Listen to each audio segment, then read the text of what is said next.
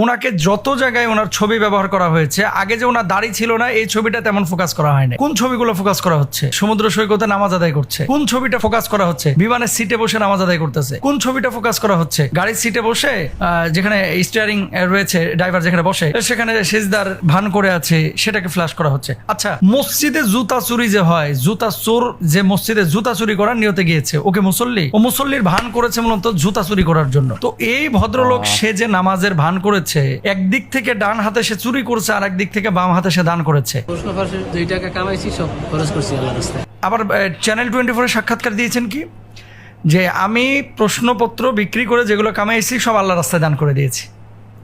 মানে আপনি সুদের টাকা নিয়ে এসে আল্লাহ রাস্তায় দান করে দিচ্ছেন, ঘুষের টাকা নিয়ে এসে আল্লাহ রাস্তায় দান করেছেন, আল্লাহকে মাফ করে দেবে? এত সোজা না মুরব্বী, এত সোজা না ইসলাম। আজকের আলোচনাটার মূল পয়েন্ট সেটা হচ্ছে, আপনি যদি হারাম খান, এই হারামের দান আপনার কবুল হবে না।